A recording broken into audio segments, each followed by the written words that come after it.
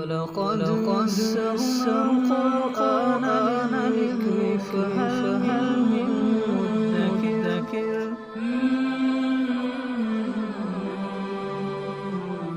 أعوذ بالله من الشيطان الرجيم. بسم الله الرحمن الرحيم. إن الذين كفروا بآياتنا سوف نصليهم نارا كلما نضجت جلودهم بدلناهم جلودا غيرها ليذوقوا العذاب إن الله كان عزيزا حكيما. یقیناً وہ لوگ جنہوں نے ہماری آیات کا انکار کیا عنقریب وہ جہنم میں داخل ہوں گے. کلما نضجت جلودہم جب بھی ان کی کھالیں پک جائیں گی بدلناہم جلودا غیرہا تو ہم ان کو دوسری کھالوں سے بدل دیں گے. لیذوقوا العذاب تاکہ وہ عذاب کا مزہ چکھیں کہ ایک مرتبہ کھال کے جل جانے سے دوبارہ وہ والا عذاب اور تکلیف نہیں ہوگی جو پہلی مرتبہ جلنے سے ہو رہی ہے. تو کھال بدل دی جائے گی تاکہ وہی تکلیف پھر وہ محسوس کرے. یعنی عذاب کی شکلیں بدلتی رہیں گی تاکہ وہ ایک ہی عذاب کا عادی ہو کر اور اس عذاب کی تکلیف کم نہ ہو جائے. یہ مطلب ہے. ان اللہ کان عزیزا حکیمہ یقیناً اللہ تعالیٰ صاحب اقتدار بھی ہے اور صاحب حکمت بھی ہے. یہ اصل میں ان کا تعلق وہ سابقہ آیات میں جو کفار کا تذکرہ ہوا تھا تو یہ انہی کے ساتھ جڑی ہوئی ہے. پچھلی آیت میں فرمایا تھا فَمِنْهُمْ مَنْ آمَنَ بِهِ وَمِنْهُمْ مَنْ صَدَّ عَنْهُ. ان میں سے بعض تو یہود میں سے وہ ہے جو ایمان لائے اور بعض وہ ہیں جنہوں نے اسلام سے منہ موڑا. تو یہ آگے انہی کی بارے میں ارشاد فرمایا. والذین آمنوا وعملوا الصالحات اور وہ لوگ جو ایمان لائے نیک عمل کیے سندخلہم جنات ہم ان قریب ان کو داخل کریں گے ایسے باغات میں تجری من تحتها الانہار جن کے نیچے نہریں بہتی ہوں گی خالدین فیہا ابدا جن میں یہ لوگ ہمیشہ رہیں گے. لہم فیہا ازواج مطہرہ اس میں ان جنتوں میں ان جنتیوں کے لیے ستھری بیویاں ہوں گی. ازواج مطہرہ ستھری بیویاں یعنی حوریں ہوں گی. اور دنیا کی بھی جو بیویاں ہوں گی ایمان والیاں تو وہ بھی صاف ستھری ہو جائیں گی وہاں جا کر. دنیا کے اندر جو انسانوں کے ساتھ گندگیاں جڑی ہوئی ہیں ان میں سے کوئی گندگی بھی جنت کے اندر باقی نہیں رہے گی. وَنُدْخِلُهُمْ ظِلًّا ظَلِيلًا اور ہم ان کو گھنی چھاؤں کے اندر داخل کریں گے. اس میں اشارہ ہے کہ جنت کے اندر روشنی تو ہوگی لیکن دھوپ والی تپش نہیں ہوگی. اللہ تعالیٰ ہم سب کو نصیب فرمائے. اور قرآن کا اسلوب ہے کہ اگر اہل جہنم کا تذکرہ کرتا ہے تو ساتھ ہی اہل جنت کا تذکرہ بھی کرتا ہے. ان اللہ یأمرکم ان تؤدوا الامانات الی اہلہا یقیناً اللہ تعالیٰ تمہیں حکم دیتا ہے کہ تم امانتیں ان کے اہل تک پہنچا دو. اس آیت مبارکہ کا شان نزول یہ ہے کہ ہجرت سے پہلے ایک مرتبہ نبی پاک صلی اللہ علیہ وسلم اپنے اصحاب کے ساتھ بیت اللہ کے اندر تشریف لے جانے لگے. اور اسلام سے پہلے بھی بیت اللہ کی عظمت اور وقار لوگوں کے دلوں میں تھی اور بیت اللہ کی مختلف خدمات مختلف لوگ سر انجام دیا کرتے تھے. اس میں ایک حجاج کو پانی پلانا زمزم اس کو سقایا کہتے ہیں. یہ حضرت عباس رضی اللہ عنہ کے پاس خدمت تھی. اسی طرح حضرت ابو طالب کے پاس مختلف خدمتیں تھیں.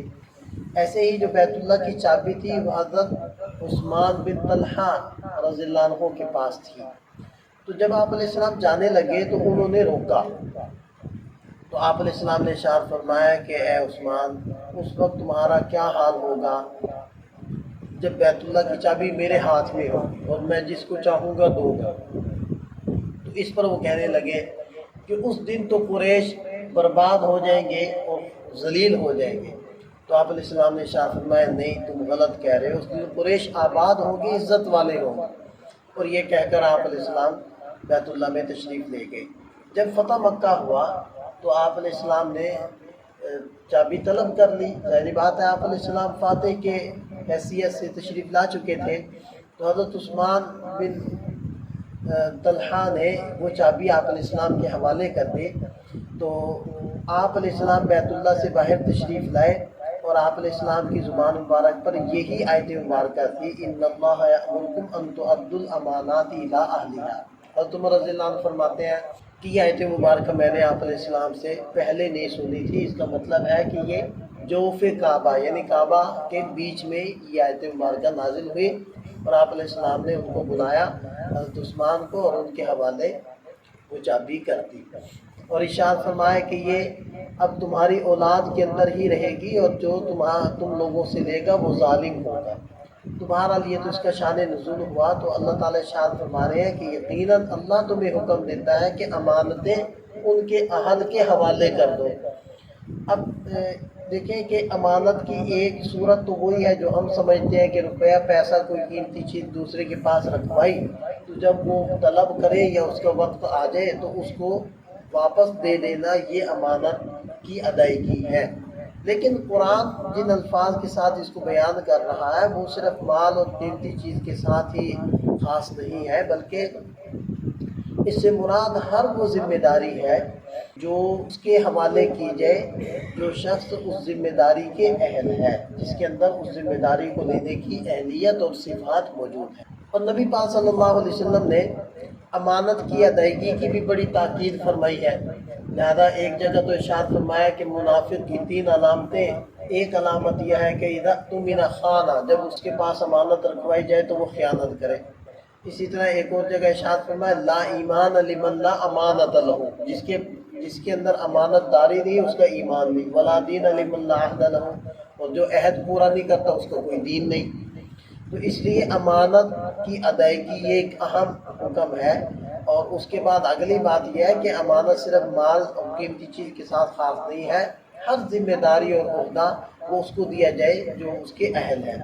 لہذا اب یہ جو حکومتوں کے اندر مختلف ذمہ داریاں ہوتی ہیں، مختلف عہدے ہوتے ہیں، مناصب ہوتے ہیں، یہ اسی کو دینا جو اس کے اہل ہے، یعنی میرٹ پر فیصلہ کرنا، یہ تو ہوگا اللہ کے حکم کو پورا کرنا۔ اور جو میرٹ سے ہٹ کر اپنی سفارش کی بنیاد پر یا رشوت کی بنیاد پر یا رشتہ داری تعلق اور اقربا پروری کی بنیاد کے اوپر جو ذمہ داریاں دے رہا ہے تو وہ خائن ہے۔ اور یہ تو مال کے اندر جو خیانت ہوتی ہے اس سے بڑھ کر اور اس سے خطرناک قسم کی خیانت ہے، کیونکہ مال کے اندر تو فرد واحد کا نقصان ہے اور یہاں تو پوری پبلک اور عوام کا نقصان ہے۔ مثلا اگر وزیر تعلیم ایسے کو بنا دیا جس کو خود بھی پتہ کہ تعلیم کی حقیقت کیا ہے، تعلیم کی حیثیت کیا ہے، وہ تو پوری قوم کا بیڑا غرق کرے گا۔ اسی طرح ساری ذمہ داریاں آپ دیکھتے ہیں۔ اسی وجہ سے نبی پاک صلی اللہ علیہ وسلم نے ارشاد فرمایا کہ جو شخص کسی اہم ذمہ داری کو کسی ایسے کے سپرد کر دے جو اس کا اہل نہیں ہے تو فرمایا کہ اللہ کی اس کے اوپر لعنت ہے، نہ اس کا فرض قبول ہوگا نہ اس کا نفل قبول ہوگا، یہاں تک کہ وہ جہنم میں داخل نہ ہو۔ اور ایک دوسری جگہ ارشاد فرمایا کہ جو شخص نااہل کو ذمہ داری سونپ دے تو فرمایا کہ اس نے اللہ سے خیانت کی، رسول سے خیانت کی اور سارے ایمان والوں سے اس نے خیانت کی۔ یہ دیکھیں کہ یہ بڑی بھاری ذمہ داری ہے کہ عہدہ اس کے اہل کو سپرد کرنا۔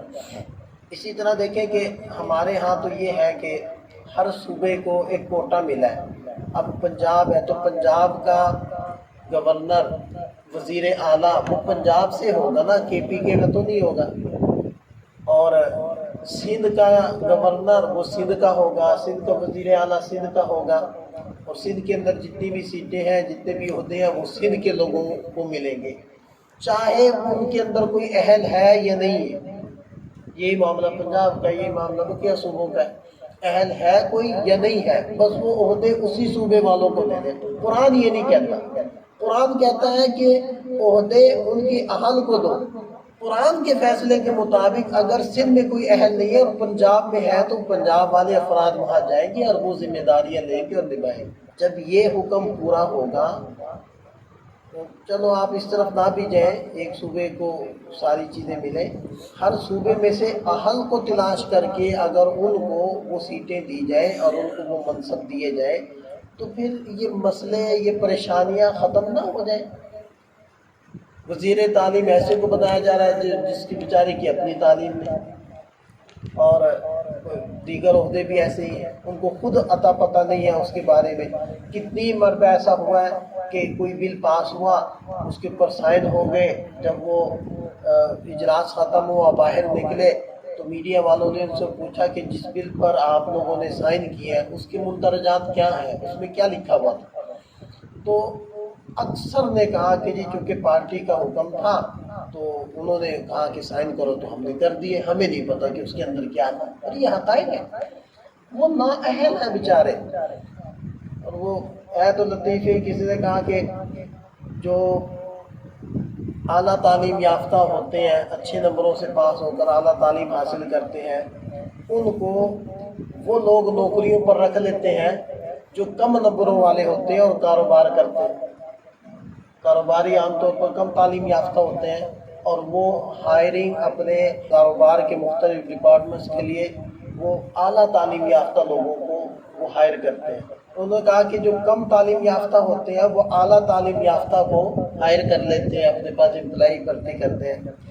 اور جو بالکل نکھٹو ہوتے ہیں، بالکل کنڈم ہوتے ہیں، وہ اسمبلیوں کے اندر بیٹھ کر وہ ان ساروں کے اوپر حکومت کرتے ہیں اور حکم چلاتے ہیں. تو یہ والا معاملہ ہو رہا ہے ہمارے ساتھ. اس لیے ملک اوپر جانے کی بجائے دن بدن نیچے ہی جا رہا ہے. بس آسان ہے، قرآن نے جو فیصلہ دیا اگر اس کو سمجھ جائیں تو عد الامانات الی اہلیہا، امانتیں ان کے اہل کے سپرد کر دو تو معاملات ٹھیک ہو جائیں. بلکہ اس سے آگے بڑھ کر میں تو یہاں تک کہتا ہوں کہ بھائی آپ عوام کو بھی چاہیے، ایک تو وہ ووٹ دینے کے اندر اس چیز کا خیال کرے، اہل کو ووٹ دے. دوسرا کوئی بھی کام ہے، مثلا ایک میڈیکل کا مسئلہ ہے تو وہ مفتی صاحب سے نہیں پوچھیں گے آپ، وہ ڈاکٹر صاحب سے پوچھیں گے.